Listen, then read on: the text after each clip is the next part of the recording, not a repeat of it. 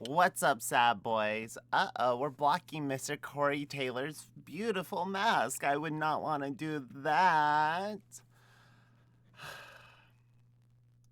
How are we doing? I'm Grayson Todd. Welcome to my channel. Normally, I don't really like to talk about drama. Is that true? I think I'm a little filthy drama whore sometimes, and no drama is more juicier to me than between an aging rock star and a young.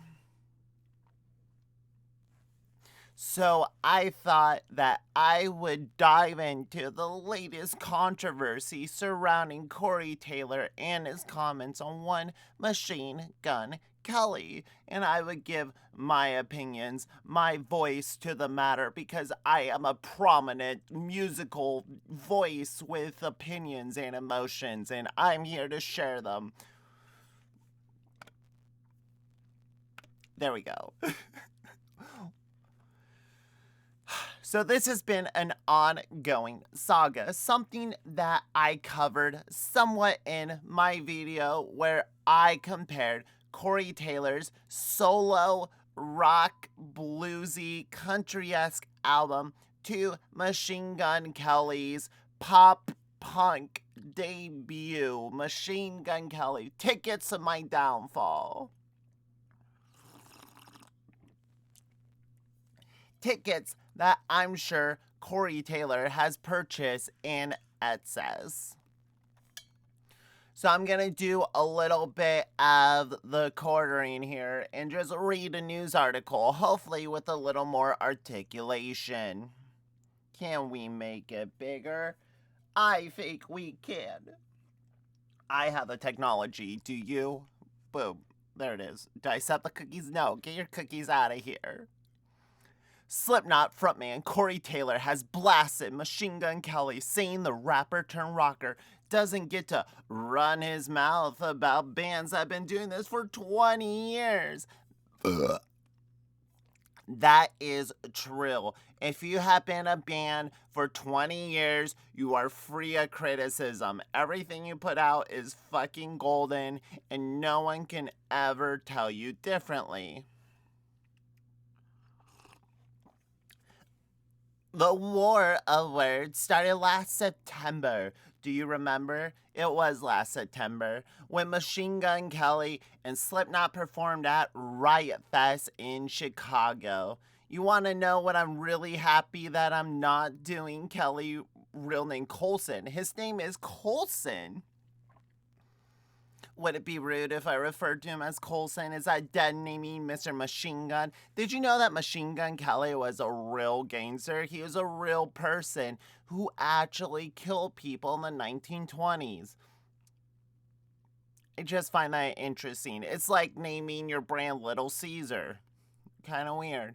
Said during his performance, according to a video shot by a fan, being 50 years old wearing a fucking weird mask on stage, talking shit.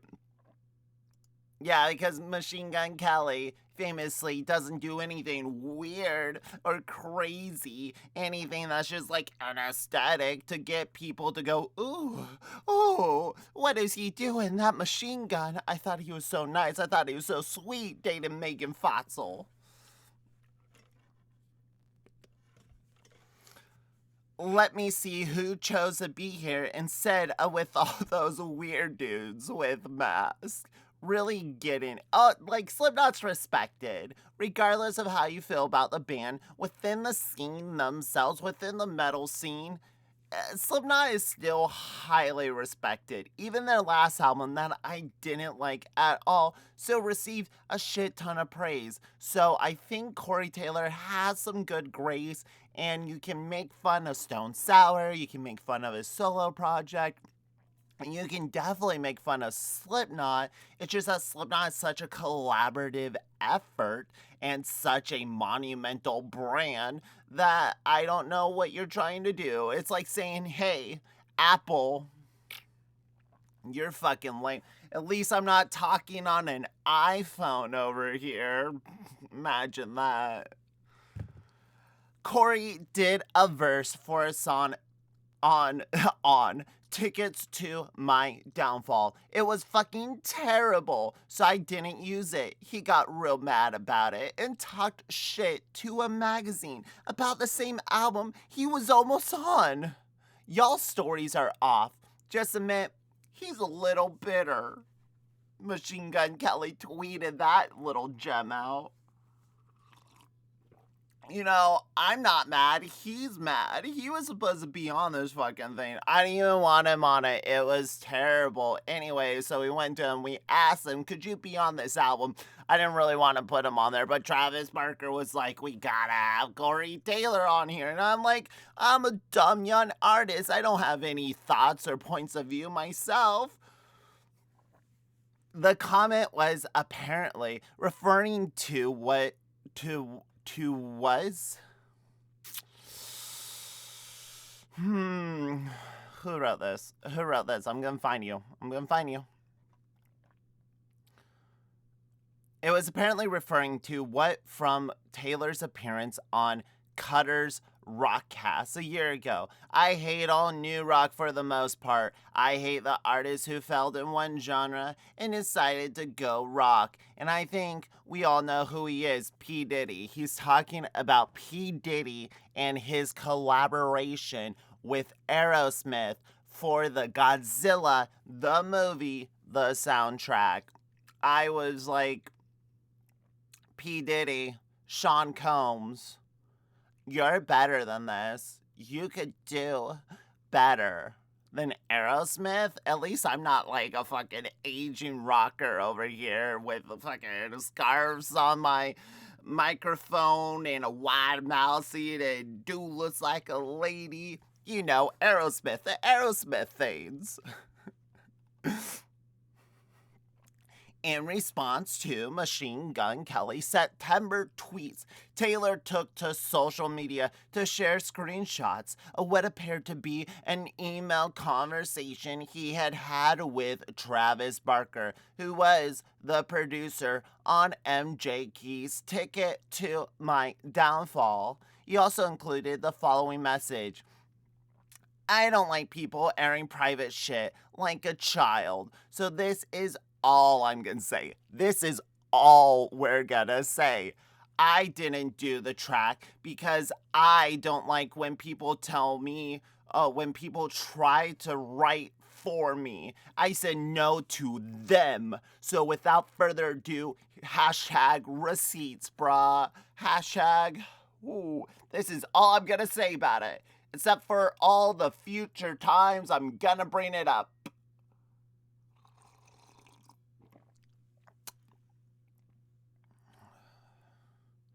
All right, so this first message is from Machine Gun Kelly to Travis Barker. This is a text chain, but to Travis, or email chain with Travis in the middle, Machine Gun Kelly he was over here on this side of me, and then Corey Taylor over here messaging to Travis himself. Can you tell him he fucking killed it? And I'm stoked and honored he is even on it. Like, what the fuck? I sent Corey an idea. Is this one of the suggestions read? Okay, I'm assuming this is still Kelly. I sent Corey an idea for the second half of his verse, and he can obviously say fuck it, but it'd be sick to see if it inspired anything, or if he could try it like that. Machine Gun Kelly, how old is this punk? Machine American rapper. Ooh, do they know that he has switched the genres? But you age will be next. Boom. 31 years old. Okay, he's a lot older than I thought he was. He should know better. He should know better in his career than to pick fights with established music artists. So Machine Gun Kelly, this 30-year-old man making his pop punk record about girls that he dumped in high school that really fucked him up. Didn't they all? Guys, fellas? he sent Corey Taylor, who has been a mainstay, a staple of metal, of rock, of alternative music for over 20 years. I believe that first Slipknot album, the demos came out, 97, 98. Then their self-titled record was 99. Iowa was like 2001, 2002. So they've been doing this solidly for over 20 years. And Machine Gun Kelly has the balls to go, hey bro, why don't you try singing it like this? I don't know, give it a shot. See if you like it. Maybe it works, maybe it doesn't work. I don't know. Alright, so this is Corey Taylor's reply to Travis Barker.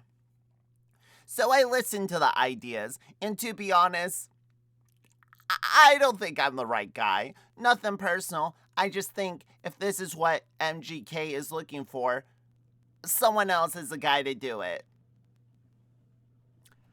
It's all good, and I'm stoked for him. I hope you guys find the right fit. Hope you guys understand, and I wish you guys the best with it. If I can help in any way, let me know. Well, they did let you know, Corey. They told you how you could help, and you refused it. You refuse to help. You'll sing the SpongeBob theme song with the Nostalgia Critic, but hey, singing a verse on an MJ key, G key, J album is just too much for you. That might possibly be the line between genuine artists and selling out. You found it. Corey Taylor, you found that line.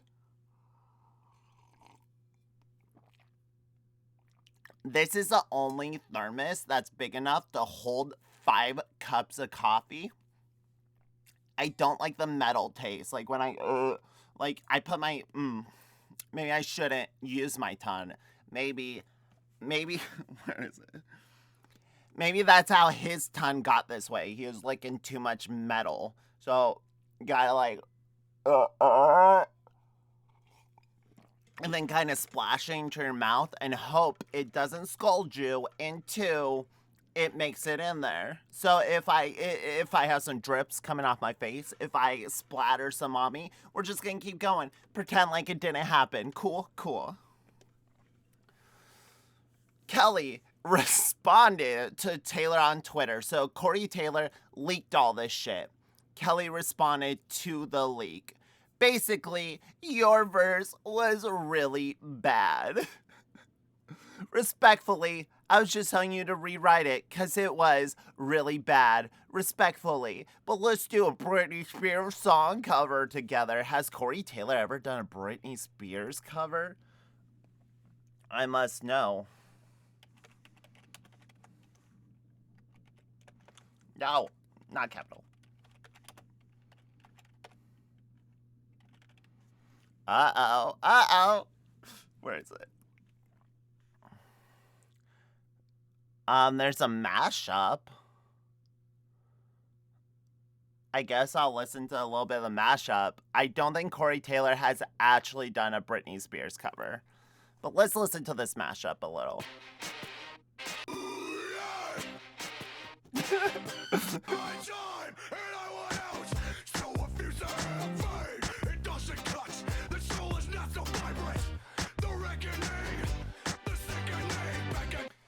You know what? This is a 10 out of 10. I have no issues with it whatsoever. Never mind what just happened. This cover, mashup, perfect. This perfect sod, no complaints, 10 out of 10.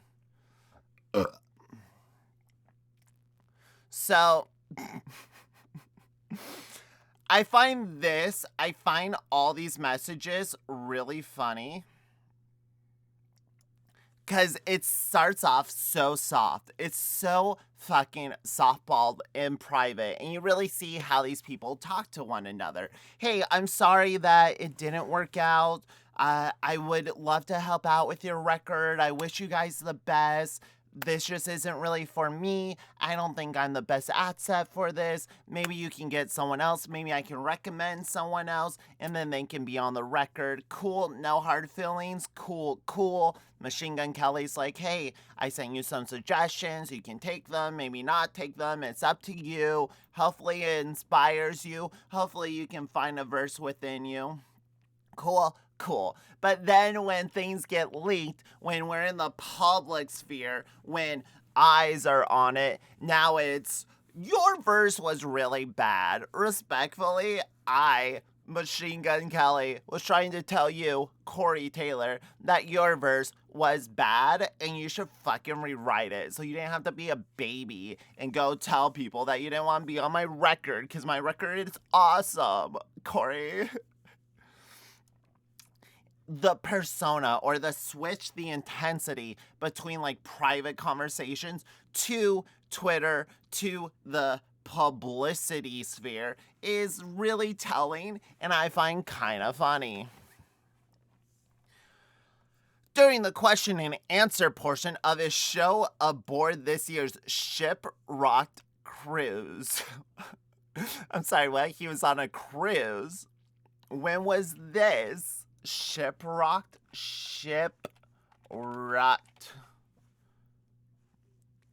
January 22nd through the 20th. I just missed it. God damn it. We just missed the Shiprocked. The ship will not wreck, or there is little chance of the ship wrecking, I would hope. I've never heard of this. What the fuck is this? This shit just happens?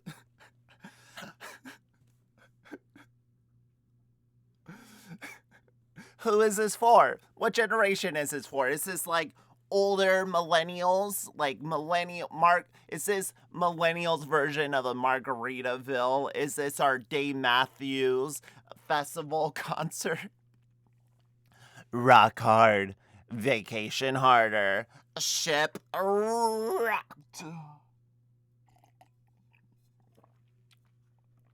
Limited caves remain.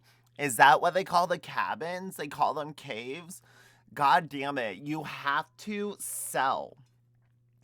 To sell a cruise ship rock festival, you have to rename it. You have to redisguise it, reskin the entire concept of a cruise liner and make it feel metal. Make it feel rock and roll, baby. This is Shiprocked. This isn't a Carnival cruise. Look at them. They're vacationing so fucking hard. This guy, right? Oh no. I wanted to zoom in on his face. Oh, those are the bands? Damn. Okay, here we go. We got a lineup. No, go away. Go away. I wasn't done.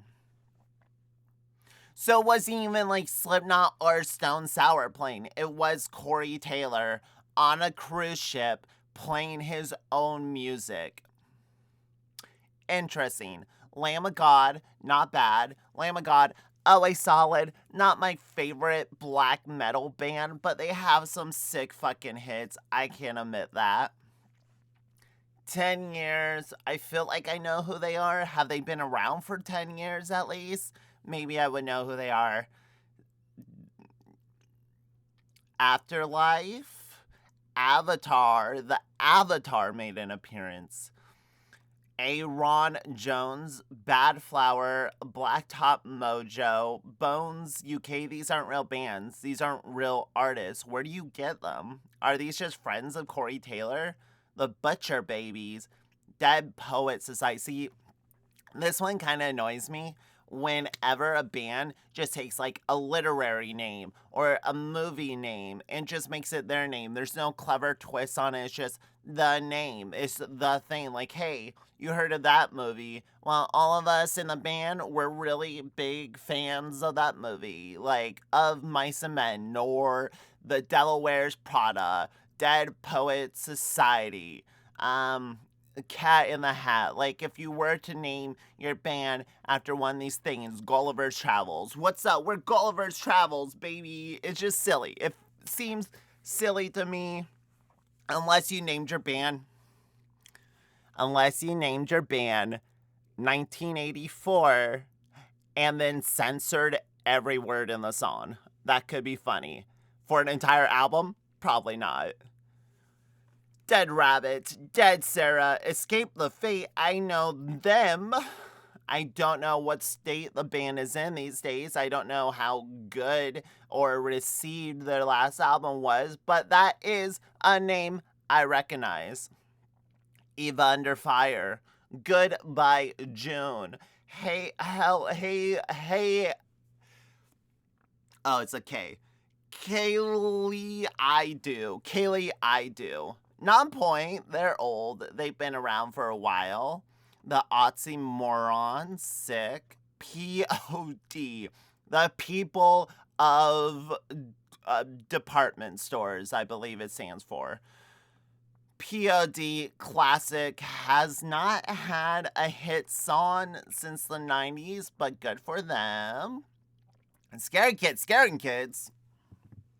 Okay, now we're diving into what I know, what I connect to, the metalcore, the post-hardcore that I listen to. Scaring Kids is a little scene band, a little unknown MySpace scene band from back in the day. The lead singer died, and then the band broke up. So, don't know who's singing with them now. Don't know if they're putting out new music. It's just really fucking weird to see that name again. It's like I haven't fucking thought about them since high school. Same with Steel Panther, the joke that just keeps on going. Villamea, then more people. Drowning Pool? Oh no, Drowning Pool didn't even get to be with the headliners. Drowning Pool is a stowaway, or is that a band, The Stowaways? Are there more? Yeah, The Stowaways. So is a band called The Stowaways, or are all these people the Stowaways? We got some Black Label Society boys. We got an Anthrax boy. A lot of Black Label Society people. Strung Out, I've heard of them, but he's doing a DJ set. Don't you love when you go to see your favorite punk rocker and they're doing DJ sets? What? I don't understand the dinosaur aesthetic. I thought we were doing like a pirate theme, a pirate aesthetic. Oh, what the fuck? I'm controlling this? I didn't even know. Calling all Netherlands, Magnons, and nomadic tribes of bipeds. Pack up your pelts, clubs, and fire, and join us for a trip back, way back to the dawn of the Shiprocked period. Someone thought that was clever. Someone genuinely thought that was a clever thing to write. When Missing Link survived on mitts, drinks, and rocked the Stone Age harder than a woolly mammoth after a meteor. For 5 days and nights, we will roam and rage across the seas with an epic lineup of savage creatures while doing our best to walk upright and not go extinct. Fear not, clever guests, we will not be contained. Shiprock will find a way. The wording of it is so funny. How it's like, basically they're saying, come here, get drunk, listen to metal bands. But they have to disguise it. They have to put a theme around it. It feels like Halloween Horror Nights. But instead of actually having an attraction, they're just kind of vaguely mimicking rock aesthetics and make you feel like you're not on a cruise. There's a lot of lore here. I didn't know this went back so far. We start in Galveston, Texas. Then we go down to Costa Maya and Cozumel. Pretty standard. Oh, it is a carnival ship. It is a carnival ship. There it is. your metal ship, your metal rock festival. It's like when you show up to an amphitheater and it's just a parking lot and the bands have like set up stages in the middle of the parking lot. What the fuck? Do they play in like the little theater in here or what do they play at? Oh, Guy Fieri has a restaurant. Sick. Venues. Oh, they play on the top deck. The Aviation Theater, Limelight Lounge. There's a lot of stages. Duh shit. Autumn Atrium stage. The deck is kind of sick though, because you're out at sea. You can be as loud as you want. You can blast that music as hard as you fucking can. You're on a ship, baby. The only thing rocking harder than you is the waves. Hopefully not. That'd be a really bad experience. You're trying to play music and you're just like, woo, whoa. And then all your equipment's like sliding with you. Woo. How much is this thing? Online booking is now closed. Oh, you're not gonna even tell me the pricing? You dirty, dirty fucks. No, don't go to Twitch. You dirty, dirty fucks. You're not gonna tell me how much it costs? Shiprocked prices. You know what? I have ways. Well, no, that's their website. Oh, all these are their website. That's why I've already clicked on them. Shiprocked.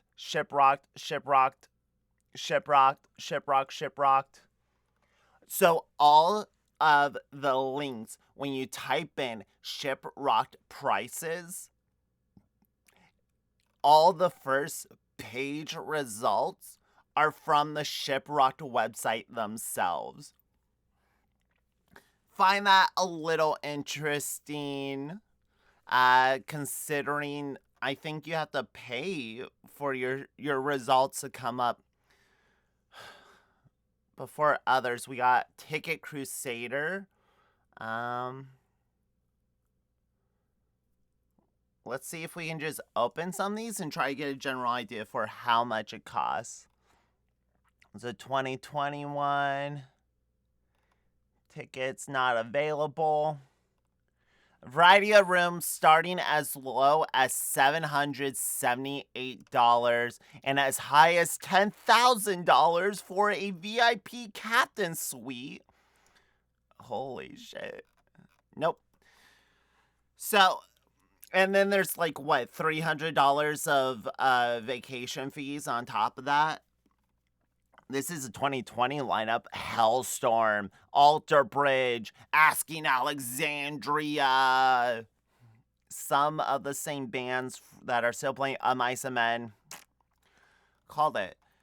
So you add on the pricing, you're paying well over $1,000. $1,000 just to see Corey Taylor in a cruise carnival lounge. You wake up in the morning, you go to the buffet, go catch a drowning pool set, maybe get a drink, sunbathe on the deck, run into Mexico for a second to say hi to the locals, and then you get back on the ship and do it all again. What a great time. What a fun time. Personally, not the biggest fans of cruise ships. I took a cruise once. Not the biggest fan. But if you promise me music, I may be a little more inclined. Though I feel like there's just better settings to see the bands in. And it's really funny when you think about like the image of Slipknot, especially when they started. I was told I shouldn't listen to them because they're scary. Or I had a lot of friends who refused to listen to Slipknot because they were perceived as scary. My parents questioned if I should have their albums, what kind of influence they would have on me. They had 9-star pentagrams on their shirts. Like, who are these guys that wear masks and sing songs about murder and sexual assault and kidnapping women and keeping them in their dungeon as pets? Like, They seem dangerous. They seem scary. And then now you find out that Corey Taylor's just a guy who likes money. He'll play on a cruise ship. He'll play at Riot Fest. He'll fucking play for an MGK album until they tell him what to do. Then he goes, oh no, I'm a rock star, baby.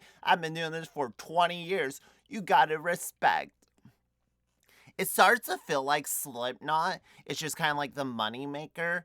And then Corey Taylor uses his free time to play the music he actually wants, which is Stone Sour, which is his solo project. This is a very buff old man, and I don't know why he just popped up for me. And then Slipknot is just kind of like the marketable brand. It has the logos, it has the merchandise. You can get almost any type of merch for Slipknot. Can we look up the Slipknot merch store?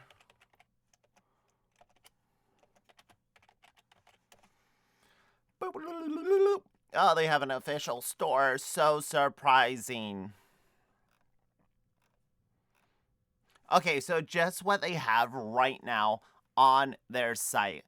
A $40 crew neck. A $55 crew neck. Though that one's pretty sick. I like the goat's head. A $60 hoodie. A logo ski mask beanie combo, $35 logo scarf, a fucking whiskey glass that's a mug. You're not fooling me. That's just a mug. 9-point star Zippo lighter for $40. A mask, a beer cozy, a toque, a trucker hat, a crypto star shirt, an enamel pen, a tour bandana, another snapback, shirt, all $40. $40 for merch.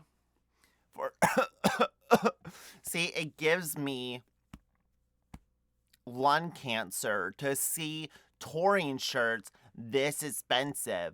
The Photo 2021 tour hoodie is selling for $70. In fucking insane. And don't forget about your Funko Pops. Don't forget about your fucking Funko Pops or your puzzle. Your Slipknot puzzle. Don't you love doing puzzles? Oh, this is so funny. Damn, Iowa's 20 years. Love it. Miss it. Great album. Anyway, when you start to see that shit, then it's like, I don't know if Slipknot was genuine. It's hard to take the message that we are all we have. We are the losers and weirdos and the freaks. We are the forgotten, the nameless. We are the maggots. They look down upon you while I say fuck them and fuck rock. Fuck your record labels, fuck your Billboard charts. We don't care. We're a band and we're kicking ass. And it might have been genuine in the beginning when they literally made their masks by hands, wore jumpsuits, and played in the parking lots, banging their heads as hard as they fucking can. But these days, it's hard to take that message. It's hard to take that sort of poor man cosplay as genuine, which is probably why Slipknot doesn't hit me the same anymore, because it's like once you see Corey Taylor talking shit about a pop star at a cruise wearing shorts, I don't know if I care anymore. I don't know if I believe him when he tries being, one of the people, when they start speaking their populism, which is funny because, they speak against populism in their songs. I don't know. Slipknot is a weird enigma full of many voices and many artists. I don't know how much control Corey Taylor has over it. Okay, but during all that, to say, to preface, to preface, no, preface is a word I was going for. Corey Taylor, during the question and answer portion of the show aboard this year's Shiprocked, a Q&A. That's fun. I like when bands just come out and they're just like, hey guys, how are we doing here? What's going on? What's up, guys? What, got any questions for me? Who wants to debate me? I don't think that money is real. Change my mind. Corey Taylor. Debate bro shit. Aboard this year's Shiprocked cruise, Taylor revisited the feud, telling the audience, as transcribed by Blabbermouth, for those of you that don't know, MGK doesn't like me very much, and let me follow that up by saying, I don't care. That's a very cool way to start. And then when he says, I won't fill you on the whole fucking story because you can go online, and then proceeds to rant for 10 minutes.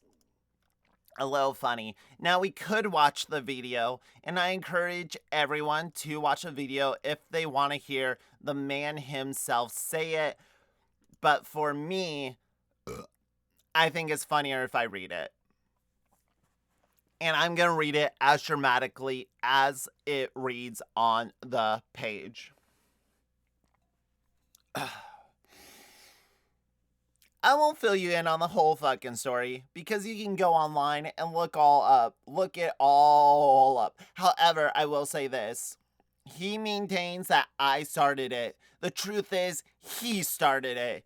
Now, I will explain to you why in this presentation. If you can look to slide 1, you can see in image 2.5 that Machine Gun Kelly clearly...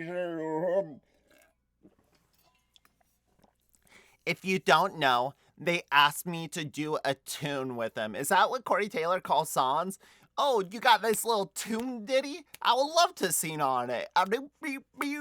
They sent it to me. I didn't dig it.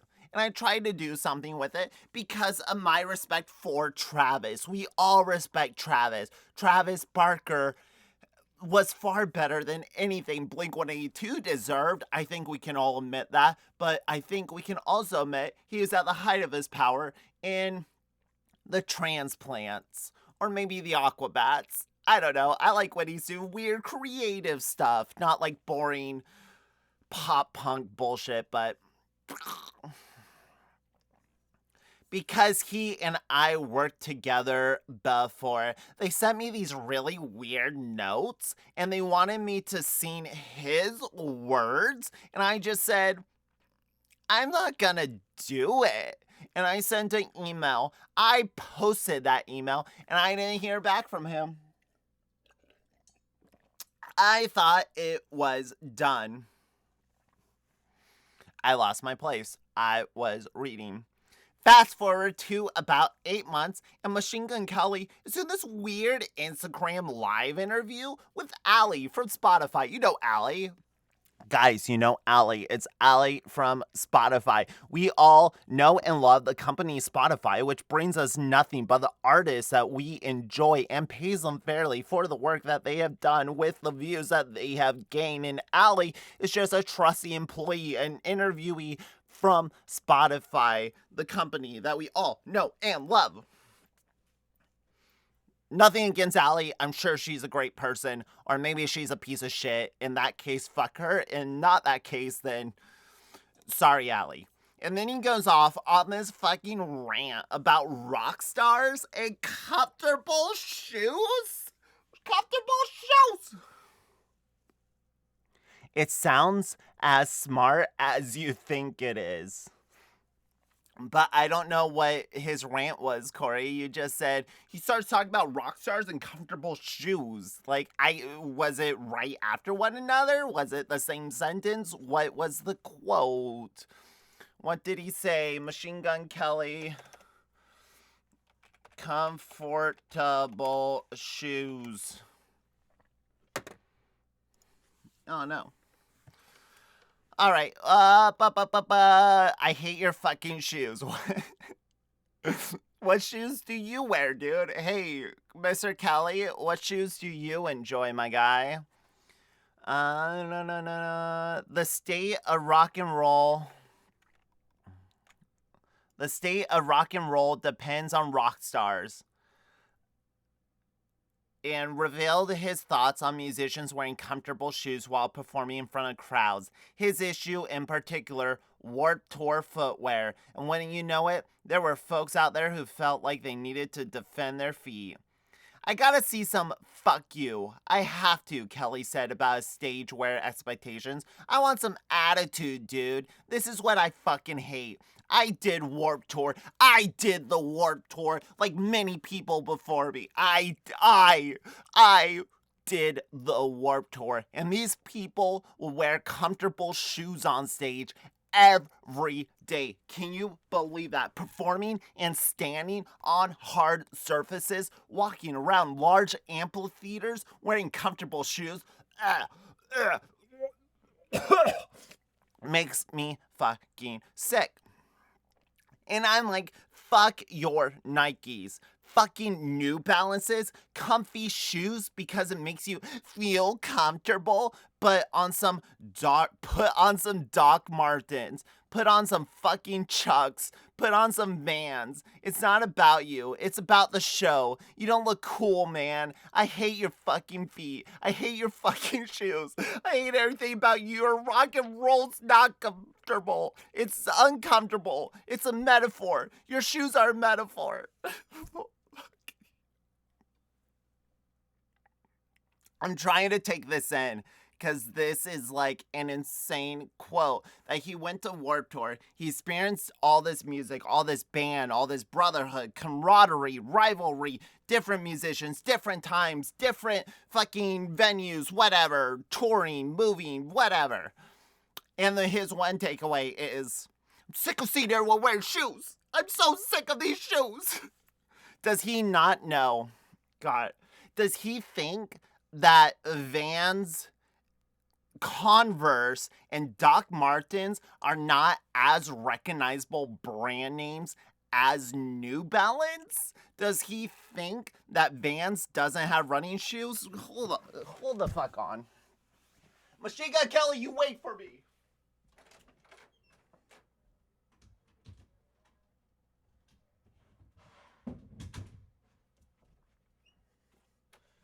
All right. Okay. These are a pair, fuck, what is the model on these?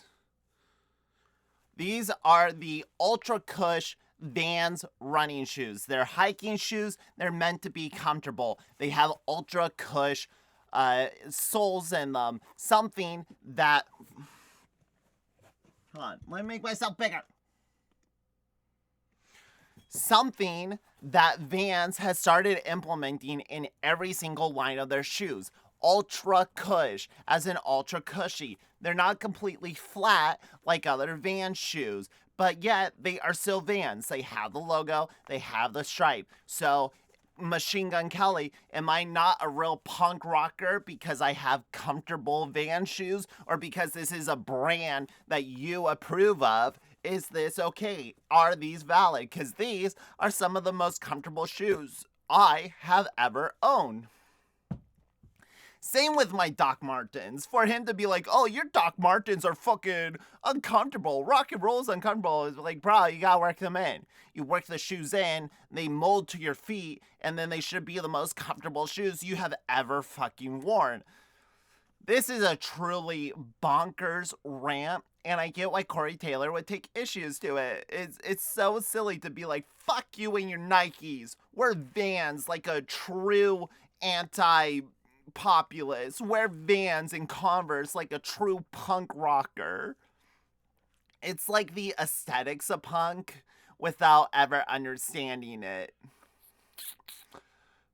You can be punk and wear comfortable shoes, especially if you're on stage, especially if you're over the age of 25 and you cannot be standing without your back screaming at you out of every vertebrae to sit the fuck down, lay the fuck down, and stop breathing. So, I'm sorry, I do not agree with his assessment of what is rock and roll. And I don't agree that Machine Gun Kelly is even rock and roll. When you think of Corey Taylor and I keep doing this. When you think of Corey Taylor and Machine Gun Kelly, Do you think they're in the same genre? Do you think they're comparable? Sure, they're under the broad umbrella, the facade of rock and roll, baby. Don't you know we're all alone now, so give me something to sing about. They may be under the broad umbrella of it, but you can't honestly say that, like, 3 Days Grace and Pennywise are similar bands. Just weird. It's like the subgenres are so different from one another that I don't even consider them part of the same scene. There's like pop and then there's underground. I don't know. It's all stupid. It's all silly.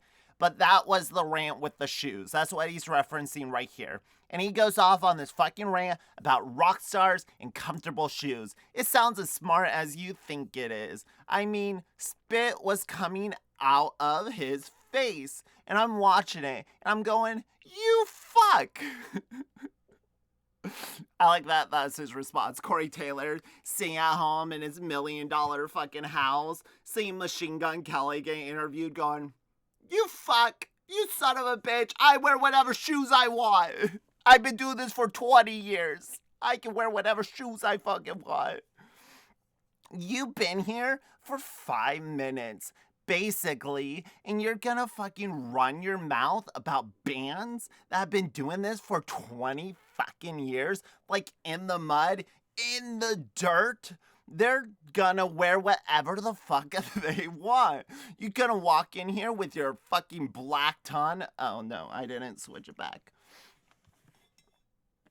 You can walk in here with your fucking black ton and try to talk some shit on some other bands that would fucking circle your ass. What does that mean? Circle your ass in terms of playing skills, in terms of notoriety, in terms of integrity, in terms of comfortable shoes. We're gonna circle your ass in our New Balances and kick you. Fuck you. So when I had my opportunity to be the better person, to rise above it, to say something, I did. I didn't call him out. I just said what I said about people falling in one gender, falling in one gender and trying another. That's what happened to me. I was like, man, I'm a terrible man. Time to switch it over now.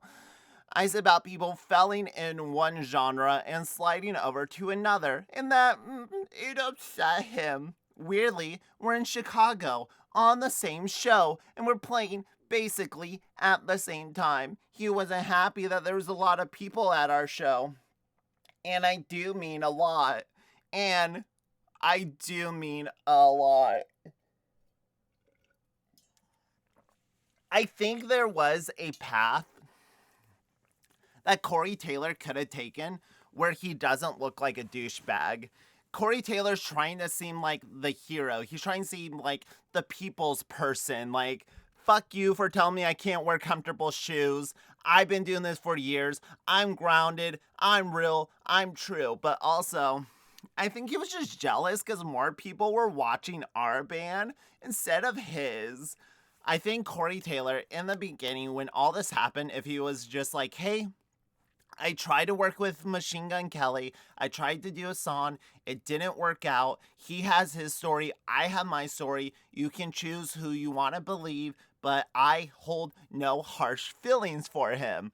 And then when Machine Gun Kelly starts acting like a child and starts saying weird random shit like his verse was terrible, then Corey Taylor can just sit back and let Machine Gun Kelly be a jackass. Like, he doesn't need to respond. He doesn't need to insert himself. He's generating this drama by continuing to comment on it. Sure, he could get questions. He could get interviews about it. He could be doing a Q&A on a paleo rock themed carnival cruise, and someone could ask him, what's the deal with Machine Gun Kelly? And he could go, whoa, you can look up the story, but I'm not gonna say here, and then move on. But instead, he goes on this fucking 10-minute, how long is it? 4-minute. So he goes on this 4-minute rant about how, like, much better he is than that little fuck. It doesn't make him seem like the better person, is my point. It makes them both seem like they're self-centered and slightly psychotic. But he, to this day, remains that I started it. It's like the only reason I said what I said is because he said what he said. I have to respond to him. If someone talks shit to me, I have to talk shit back. These are the rules of the universe. You can't just let shit go untalked. You don't get to walk into a genre with the history, with the work. The fact that this genre really doesn't get the fucking respect that it deserves. I'm gonna let that one just leave the way that it is. You don't get to walk in as some weird substitute teacher and pretend that you can tell us what to wear. Boots, shoes, fucking house. Sorry. That one caught me off guard. Let me try again. Boots, shoes, fucking. Damn it. Keep fucking it up. Boots, shoes, house fucking shoes, slippers? Why don't you suck every inch of my dick? Corey Taylor being the better man, being the better artist, proving to the young whippersnapper that they can't bully you around, telling him to suck every inch of his dick. Very cool, very mature, very rock and roll, baby. You don't get to do that. And these are bands that maybe I don't even fucking know. But guess what? I fucking respect them. Because they get on fucking stage and they fucking give every fucking thing they've got. Every fucking thing. No. I love drama when it's this harmless. When the core argument is literally about shoes. And this was taken during the Shiprocked, which was last week. Whew. What a crazy story. What a crazy time. Am I taking sides? Is there one person I believe more than the other? No, because both their music is not my favorite. And you can see that once again when I went album to album, song versus song, to decide which had the better overall experience, who was the better artist. I have that playlist right here. Let me look at it real quick. If I remember correctly, I hesitantly had Corey Taylor ahead. Here it is. Here's our playlist. It looked like I have 5 Machine Gun Kelly songs. So 1, 2, 3, 4, 5, 6, 7, 8 Corey Taylor songs. And they weren't even necessarily Corey Taylor songs I enjoyed. I just like them better than whatever MGK was doing at that time. And vice versa, Corey Taylor just flubbed whatever song was in this slot so badly that I had to go with the mediocre Machine Gun Kelly songs. But if I'm gonna be honest, the ones that I seen, the ones that get stuck in my head, are the Machine Gun Kelly songs. So maybe it's more effective on that round. And he did have this one, Tickets to My Downfall, was the best-selling album of 2020 and 2021. So what do I know? Probably nothing. But I do get a kick out of the drama. I like talking about it.